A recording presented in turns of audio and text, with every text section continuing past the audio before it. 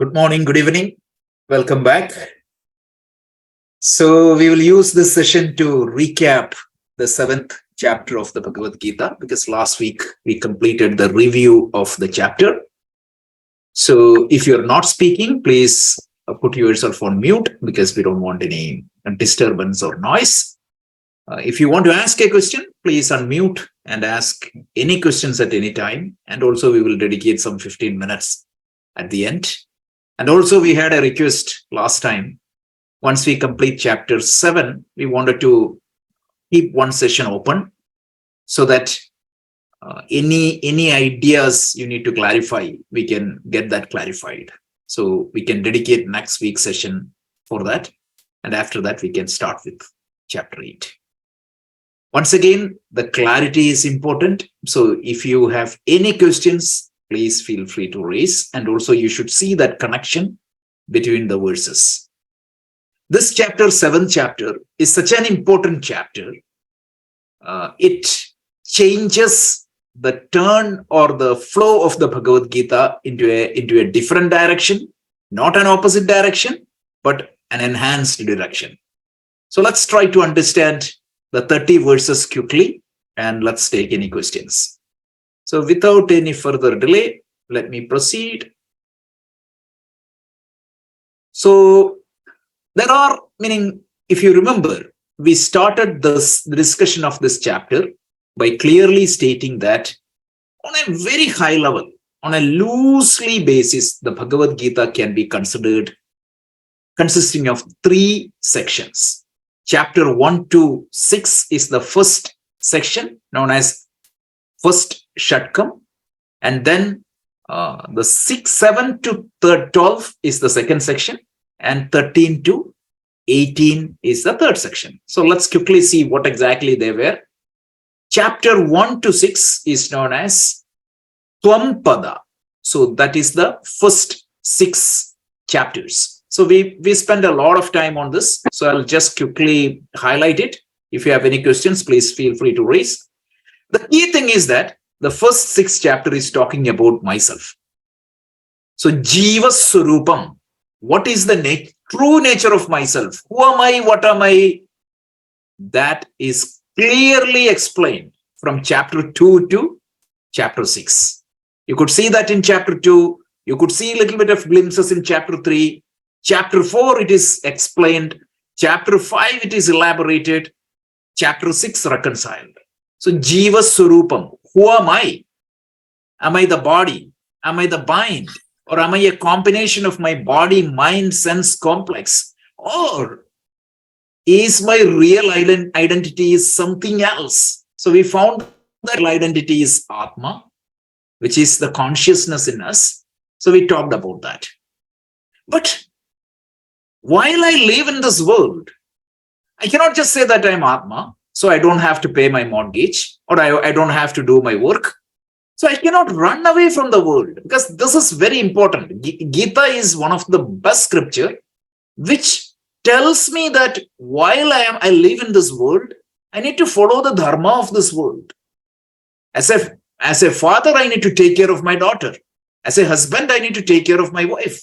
As a citizen, I need to do my duties for the country. As an employee, I need to fulfill my duty for my employer. When I say that I'm Atma, which is beyond any action, I cannot stay quiet. So that is why the Karma Yoga, how do I act? How do I act in this world in the most effective manner, in the most efficient manner? That is the second topic covered in the first Shatka. Karma Yoga, how to act in this world. So this action should be elevating myself to my spiritual goal, or the action must be leading myself, knowing my own true nature. At the very same time, I don't want inert and insentient also. I need to be extremely efficient in the outside. I need to be extremely engaging with the world.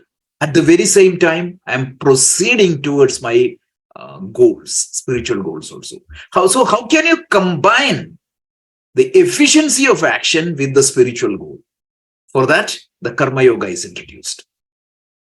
Now, the third topic highlighted in the first Shatka is So Prayatna. You cannot just sit and idle. Karma yoga is fantastic. Atma is fantastic, but I am lazy. I cannot. Meaning, don't think that Krishna will come from sky and lift you up. No. Who needs to put effort?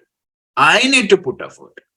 So, uddharet atmanatmanam na atmanam avasadhaye. Who can help you? So the whole idea is you need to put effort. So again, the whole thing is based on the individual. What is your real nature? How should you act? What should be your attitude? This is the whole summary of the first shatka. The second shatka of the Bhagavad Gita is chapter 7 to 12. There is a change. The second shatka, Krishna is saying that what is the nature of the Ishvara? So if you take the whole Veda meaning Vedic vision is, Veda means knowledge. Vid means to know. Veda means it's a body of knowledge. So what exactly is that body of knowledge? Right? It has a lot of sub-contents, but the main content is 3 topics. Jiva, Jagat, Ishvara. Who am I? What is the world? And what is Ishvara? And what is the connection between these 3? Jiva, Jagat, Ishvara. We talked about this in the introduction to Vedanta also. So the second shatka is talking about Tat. What is the nature of that Ishvara? So just like we saw the Jiva Surupam, the nature of the individual, 7 to 12, we see the nature of the God, the intelligent order of the universe, the Ishvara. And then how can I get connected with that Ishvara? How can I surrender myself to that Ishvara? Surrender means don't think that it is prostration. No, prostration is a symbolic act. What it means is, how can I adopt a lifestyle, or how can I align with that dharma of Ishvara, that intelligent order of the universe? And how can I pray to the Ishvara? How can I get aligned with that Ishvara? That is Upasana Yoga. So mainly it is focusing upon the Ishvara Upasana, Saguna Ishvara Upasana.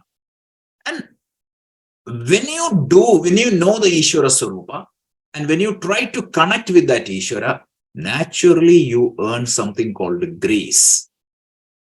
Ishvara Kripa. So that is the third topic. So now remember, connect the first shatka and second shatka. I'm knowing myself, here I'm knowing the Ishvara. I'm doing the Karma Yoga, here I'm doing the Upasana Yoga.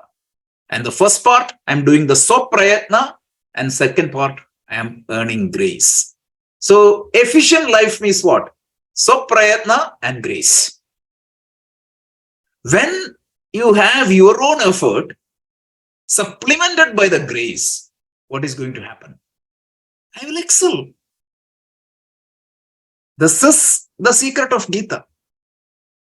And this is the chapter 7 to 12. So this is what we are going to see. We covered chapter 7. One chapter is an exception, which is chapter 8. But every other chapter is going to. 8 is also kind of Upasana. So, okay. So the third shatka is 13 to 18. It is mainly connecting, predominant topic. Of course, the other topics are mentioned, but predominantly it is connecting the relationship between Jiva, the individual, and Ishvara. So what we are going to hear is thou or that. The Atma in you, the reality, just underline this word. This is the exact translation of Shankaracharya. The reality by which you exist, which is the Atma, right? The reality at the micro level, which is by which I exist as an individual. The reality by which the world exists, which is Ishvara, are the same. So the consciousness in me, which give existence and consciousness to me, is the same consciousness that gives the existence and consciousness to the world. This is Tattvamasi, and that is highlighted in the last 3 parts. So this is the structure of the Bhagavad Gita. So why we introduce this topic is, when we started chapter 7, we wanted to understand this difference, meaning classification. So chapter 7, when you look at chapter 7, it is known as Jnana Vijnana Yoga, and there are 30 verses in this chapter. So one topic we wanted to make it very clear is that what is the difference between Jnanam and what is the difference between Vijnanam. So Jnanam means knowing Ishvara as an object of worship. So you try to understand Ishvara, something outside of you. You understand the nature of Ishvara, you read the scripture, you understand that, okay, this is the nature of the Saguna Ishvara, this is the nature of the Nirguna Ishvara, but I feel separated from that Ishvara. Vijnanam is what? When that Jnanam is translated into the actual experience, what is going to happen? I realizes that the Bhagavan I was seeking, the Vishnu I was seeking, the Shiva I was praying, the mother I was always going when I get into trouble, it is the same consciousness in me. So that realization is called Vijnanam. And both the things are covered in this chapter.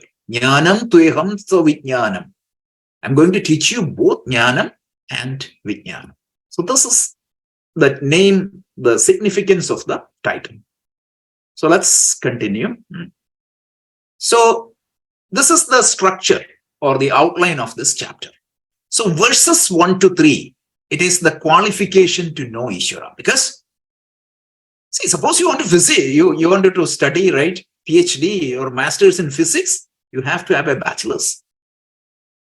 So what is the qualification to know Ishvara? So that is explained in verse 1 to 3. Verses 4 to 12, it is the nature of the Ishvara. Ishvara Swarupa is explained. Verse 13, if Ishvara is so obvious, how do I miss it? That is why the cause of samsara or the bondage of nature, something that makes Ishvara invisible to me, something that hides, put a veil in front of me so that I'm failing to see Ishvara. What is the cause of that? And that is what we call as samsara, and that is explained in verse 13. And verse 14 to 30, it's a big topic. Krishna just explains, how do I get out of this samsara? The solution given is Ishvara Pranidhana, surrender to Ishvara.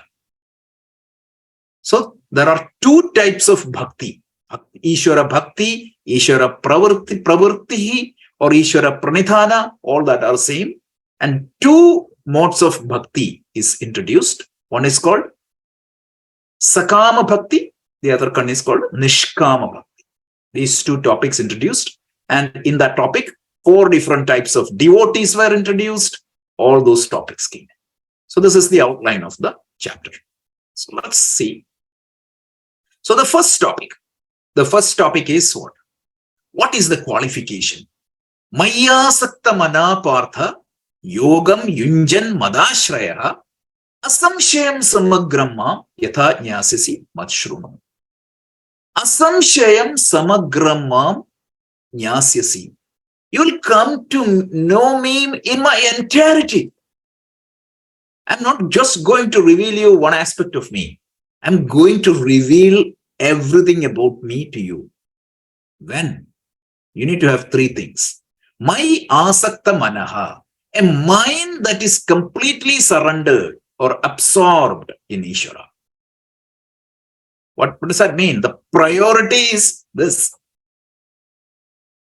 Right now, my priority is something else. This is only a part-time business. So if you want to know this, you need to have this as the priority.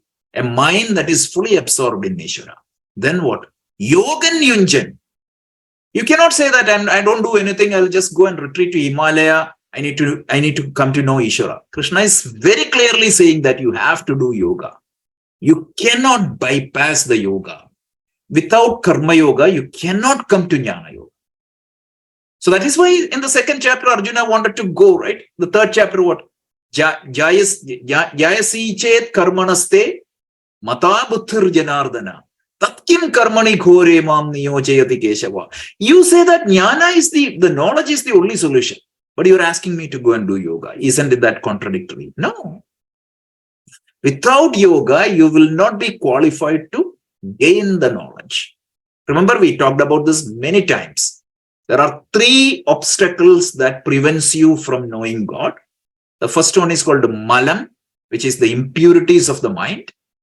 Second one is called vikshepa, which is the turbulence of the mind. And the third one is called avaranam, which is the ignorance of the mind. So you need to do karma yoga. When you do the karma yoga, what happens? Your mala nivritti is going to happen. It will purify your mind. Upasana yoga for the stability of the mind, meditations. Once you have a pure and stable mind, what happens? You can pursue knowledge, and then the knowledge will work.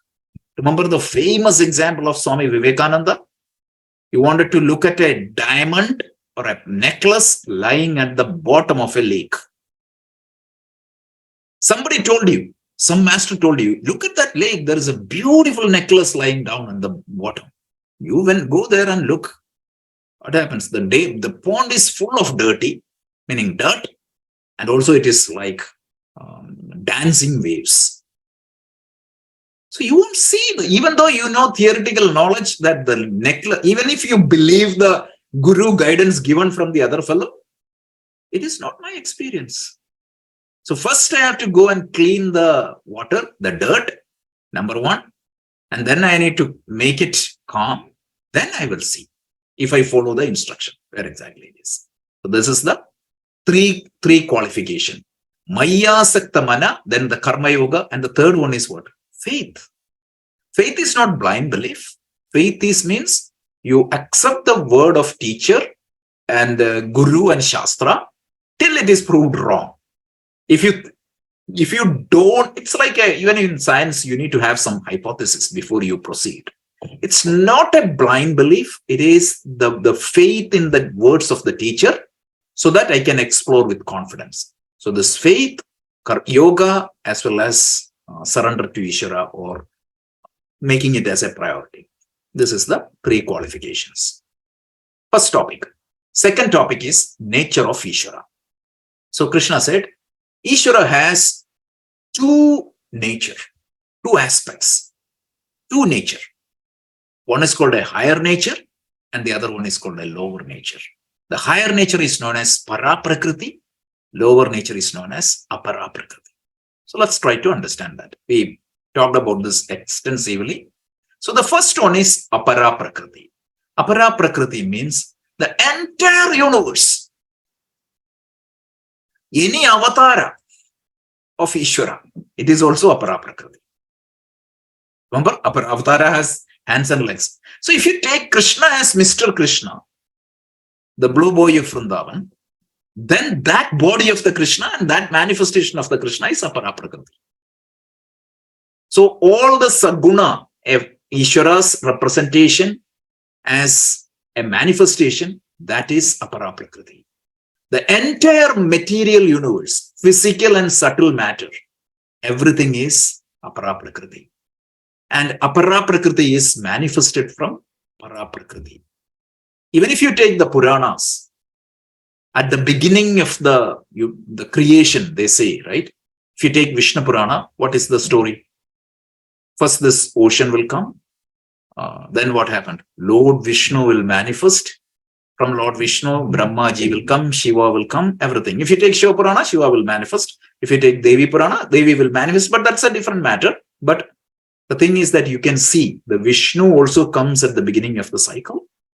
Shiva also comes at the beginning of the cycle. And at the Pralaya state, what happens? Everything merges back into the undifferentiated state.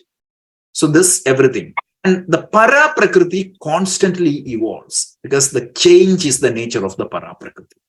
Krishna was a blue boy initially, like when Putana was there, he was very small. Then he became a boy. Then he became an adult. So you can see different stages of growth. You can see that in Rama. You can see that in all the manifestations of it. So constantly evolves. And Krishna very specifically say, the primary evolution of the Paraprakriti is 8-fold. He said the 5 great elements, Bhumi, Apaha, Agnihi, Vayuhu, Akashaha, the 5 different fundamental properties of the matter, and then the subtle matter, the mind, intellect, and ego. Combination of this is the entire universe. So meaning we talked about that at that time. If you're not speaking, if you could just go on mute, that would be great. Hearing some static or some. Okay, thank you. So, yeah, the statics disturbs the flow. We need to come back. Say, okay. So we talked about this, right? So we said this para prakriti and apara prakriti, the apara prakriti, the material universe. We said this 5-element model. Why there is only 5 element? Right now we know that it is 105 element. It's an ancient worldview. 5,000 years back, the model of the world, it was a pre-scientific worldview, but the purpose, meaning we already talked about this. What is the purpose of a model? The model is an abstract representation of the reality. So as long as it can be represented properly, so this whole thing came from Sankhya, other system of Indian darshanas. So 5-element model is pretty much followed everywhere. It is a model used to represent the material universe, and there is nothing wrong. It is perfectly fine. If you want to represent 105 elements, right now you tell that 105 elements plus these things. That is perfectly fine. Then countless secondary manifestation. These 5 elements, mind, intellect, and ego, can do a lot of permutation and combination, millions and billions and trillions of manifestations thing. And they have relative existence only because it has a beginning and it has an end. So this is the nature of apara prakriti. In other words, everything in this universe is manifested from Ishvara. This is the lower nature of the Ishvara. And then the next one is para prakriti, which is the highest form of nature, Ishvara. It is nameless, it is formless, it is attributeless, and it is known as Brahman in our literature. Brahman means Brihivrite. It is the massive, and it doesn't have any change, it doesn't have any destruction, it doesn't have any form. Remember, in the second chapter, we have a lot of thing about Atma that is equally applicable here. So this is nameless, formless, attributeless, Brahman, the absolute reality.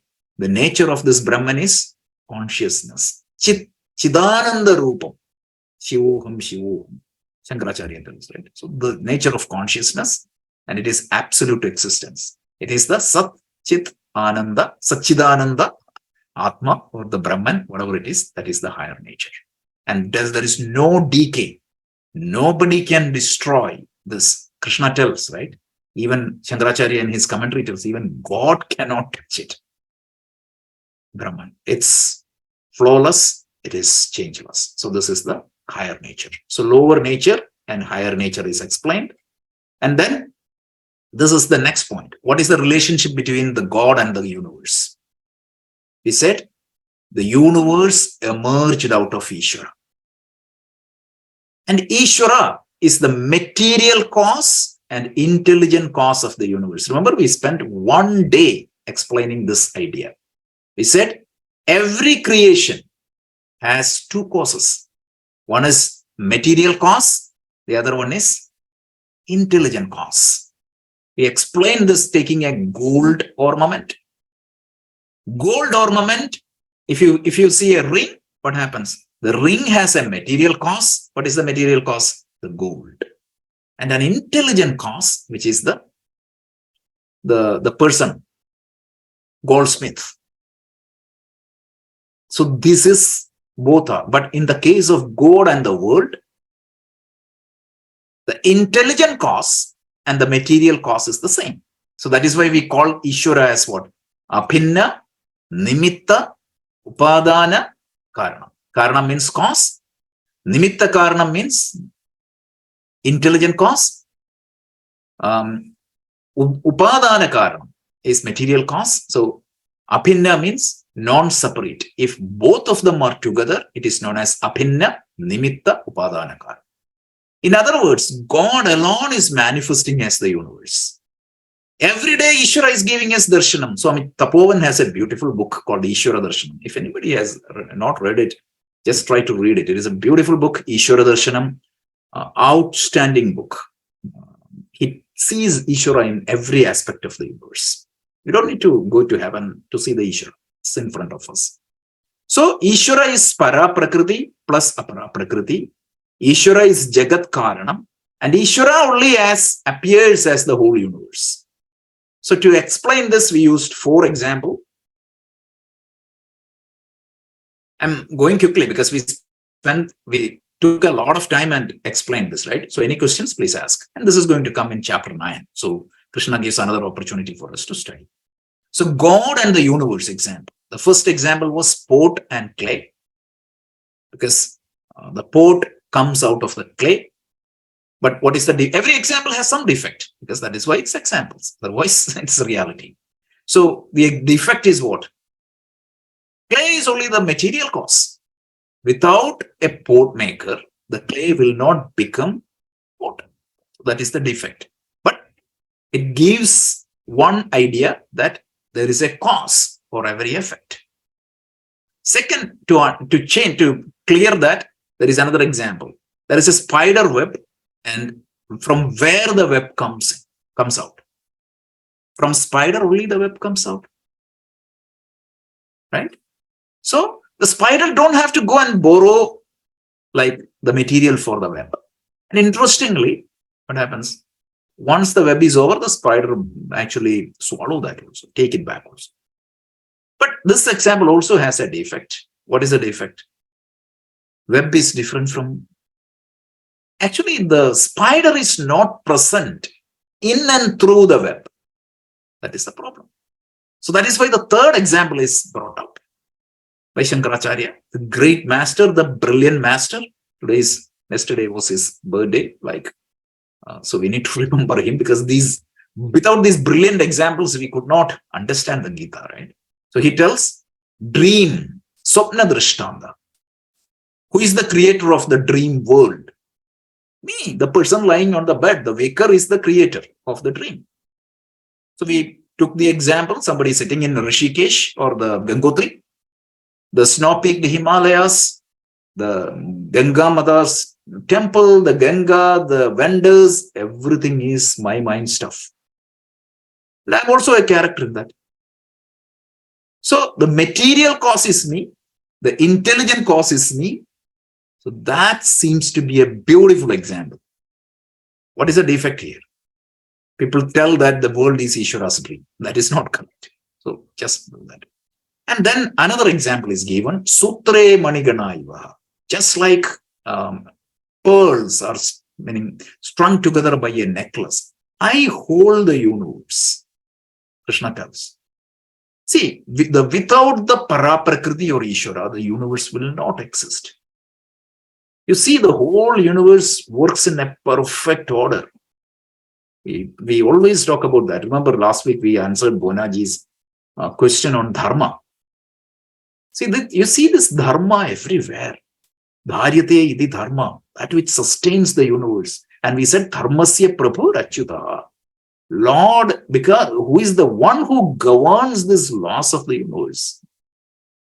The sun, the whole solar system, if you take, fantastic. You see precise laws everywhere. And what these scientists like Kepler and all those people, what they did was just discovered it. If you take the atomic world, again, phenomenal laws. There is a quantum mechanics that is applicable for the smaller particle. There is a relativity that is applicable for the macro world. Every law. Niels Bohr, what he did was he just found that out. Schrodinger, what he found out, he just found that out. But the law was there. And it is precise. And if you take the human body, that is another miracle. So every plane you see that law, and because of Ishvara, these laws are enforced. You can call it as natural law if you don't want to use the term Ishvara, but you cannot deny the existence of this. Fantastic coordination of the universe. Just like the individual beads are tied together, form a beautiful string.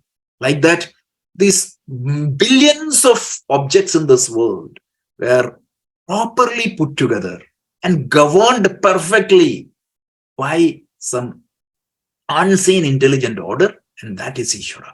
So these four brilliant examples we talked to understand Ishvara. Then if that is the Ishvara is everywhere, why am I not seeing Ishvara? This is the next topic, the third topic. What is the problem? What is the problem? Krishna tells gunas, three gunas, sattva, rajas, tamas. Every object in this universe has three gunas. And some of these objects fascinates me. And I get addicted into that, and I fail to see the world or the situation beyond that silly things. Just like a kid get addicted in social media and staying there, not seeing anything beyond that. Just like that, we all get addicted into some type of gadgets, some type of goodies, and bad addiction, thinking that I'll be extremely happy by getting XYZ or by get rid of ABC or becoming that belief is what is creating the problem. And we talked about this multiple times, and that will not happen. You will not be happy by acquiring and possessing. Remember, we had so many examples, and I requested you to read one of the bestsellers of neuropsychology called The Flow. The first chapter talks about this idea alone. This is the Nobel Prize winning research. And I also talked to you about the authentic happiness discovery by Seligman in the last 10 years. Authentic happiness, from where it is coming. This is the problem. And Krishna tells what is the way out. The way out is surrendering to Ishvara. And this is what is Bhakti. So the divine Maya means that veil of ignorance, that delusion. I think that, okay, if I get $1 million, I'll be happy. How long you can use that $1 million? Maximum till the end of this life. Then what happens? At the time of death, you are concerned. That is why when Rockefeller said, I don't need anything else to live here. And then Vivekananda said, what you can offer me? And Vivekananda said, what? I can help you to live peacefully. If without this teaching, what you have won't help you at the time of death.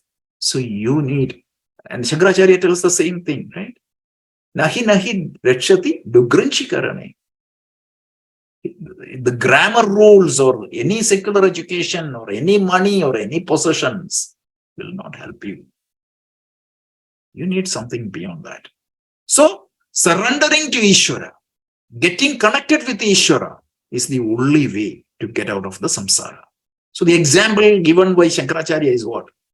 A highly flowing river like Ganga in Rishikesh or Haridwar. If you step into Ganga and walk, what happens? You will reach Bay of Bengal. That's it. It is so dangerous with slippery rocks and everything.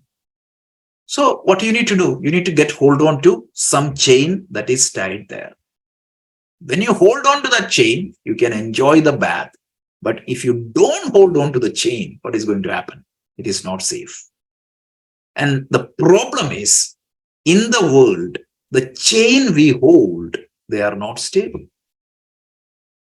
We think that my relation is going to give me permanent happiness. But that relationship, anything can happen to that. And they are also not permanent. I think money can give me that security or anchor, but money will not. The only thing that gives you that proper anchoring is Ishvara. So that is why it is said. So only a few people, Krishna tell, right? So he say that most of the meaning, he'd say a first category of people, he tells like Narathama, meaning the athamas of the human being. That meaning athama means it's not a criticism. Somebody is caste-wise, he's good, no, that's not. He said like the people who don't recognize Ishvara, They think that not, meaning Athama there means immature people, that's all. So they don't recognize Ishvara. They think that they can find the happiness and contentment from the world. They go after the material objects, and what happens? Such people become asuras, asura bhava. Asura is what? We went through the definition. The one who prioritizes the sense world more than anything, he is asura. It's not a Purana, Hiranyaksha, Hiranyakashipu, or everybody is within us. We explained who is Hiranyaksha is. Hiranya Aksha. Aksha means I, Hiranya means gold. The one who always look for money is Hiranyaksha. So, at least in some of us, or at least in every one of us, there is a Hiranyaksha lying down. So this is Asuram Bhava Mashilva. Then Krishna tells other set of people, what happens? They, because of their merit, because of some good karmas they have done, they at least recognize Ishvara. But how they recognize Ishvara, that's a different story. There are 4 types of people who worship God. 4 types of devotees, he tells. First one is Artaha. Artaha means they recognize or pray to Ishvara for what? To get out of some distress, some challenges. When the challenge is gone, no. So they recognize, and Krishna, don't think it is bad. It is better than not recognizing Ishvara. At least they recognize Ishvara. And then second one is Artharthi. Artha means assets. Arthi means the seeker. I want to get something. I want to gain a profit. So Swami Dayananda used to say, such people make Ishvara as their business partner. It's okay. But you're not making some thief as your business partner, right? You're only making Ishvara. That's okay, but understand that. And what Krishna telling is what? Even though they recognize me, even though they come to me, I am not their goal. So for Artha, the goal is what? End goal is not knowing Ishvara or going moksha, nothing. His goal is what? Get out of my disease or get out of my problem. That's it. Artharthi, the goal is what? I want that wealth, or I want that girl, or I want that house, or I want that car, or I want that job. I need somebody to help me. So that is what Artharthi. And these two are the lower types. When I say lower, don't think that it is grading, right? It's the first level of devotees. And interestingly, we used a term, they are religious materialists. Even though they are religious, their religion is for materialistic goals. And third person is Jijnasu. Jijnasu means inquisitive. He also seeks Ishvara. He also not recognized Ishvara completely. But why he seeks Ishvara? He wants to understand Ishvara so that he can get out of it. So that is the middle level bhakta. So he is a karma yogi, he is a bhakta, that is the Jijnasu. And finally, Jnani, the one who already recognized Ishvara as the reality in himself. These are the 4 types of devotees. So Artha is level 1, Artharthi is level 1. They are religious materialists. And the second one is religious spiritual. And the last category is spiritual, the Jnani. So this is and Jnani continue to do the religious activity. It is up to him. But he don't need to have a discipline. He already accomplished. So these are the 4 types of devotees. And out of all the devotees, right, these devotees' devotion. So Jijnasu at a certain level and Jnani, what their bhakti is called Nishkama Bhakti. They don't have any binding desires to fulfill. Jnani is the most mature devotee. His or her devotion is permanent and undivided. He is always connected with Ishvara. Then what? But Artha, what happens? Like once his problem is over, he stops going to temple. That's the difference. And then what? He loves God as himself and he don't see a separate identity, Jnani. And Lord also loves them as himself. And it takes many births and many disciplines and many practice to get into that level. In the Purana, we have Hanumanji into that state. Several people, right? We have Prahlada, Hanumanji, all those people. But this is the Nishkama Bhakti. And then it is Sakama Bhakti. Sakama Bhakti means what? Pray for some material ends, right? So they think God is a like a destroyer of material objects. Look at this picture itself. This is exactly what it is. There is nothing wrong in that. And they are religious materialists. There is absolutely nothing wrong in asking the material objects, but and such people, right? Krishna tells they pray to different forms of God. It's okay. They pray to Lakshmi for money. They pray to Ganesha. And Krishna tells whosoever play in whatsoever form, it is me. So don't worry about the form you worship Ishvara. That's a big revolution topic. But we had that long discussion. And finally, right? So Krishna ends the chapter by talking about this one God versus many gods. There are deities are there. So, and Krishna tells these deities are nothing but me. So some people, when they want money, they always pray to Goddess Lakshmi.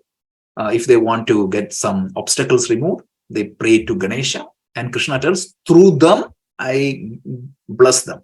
And they think that Ganesha bless them, or Krishna bless them, or Devi bless them. It is all blessing comes from one Ishvara. And there is only God. We don't say even one God, but there is only God. Right? So that's why they like polytheism, monotheism, pantheism. The Sanatana Dharma doesn't fit into any one of this.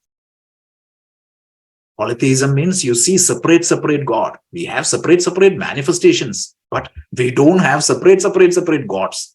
So that's number one. Monotheism means there is a God and the world is totally different from it. That's not the definition.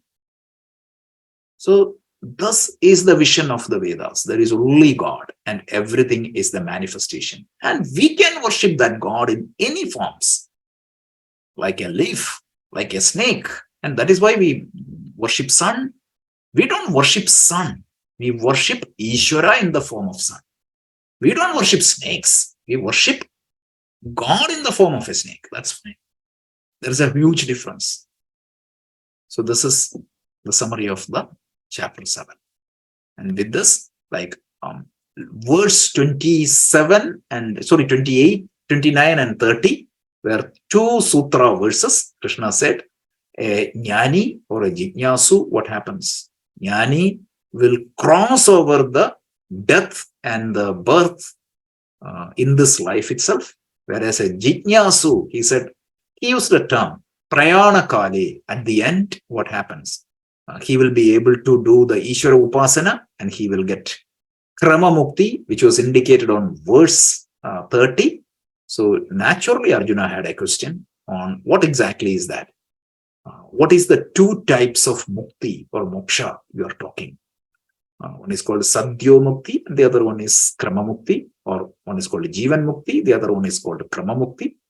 So that is what we are going to see in chapter 8.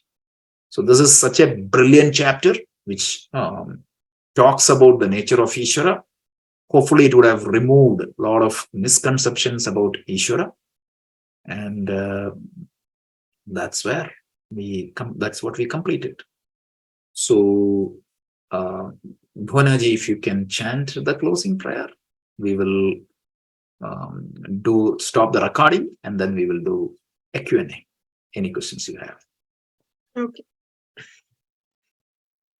Om Purnamadah Purnamidam Purnat Purnamudachyate Purnasya Purnamadaya Purnamevavasishyate. Om Shantis Shantis Shantihi. Harihi Om. Shri Gurubhyo Namaha. Harihi Om.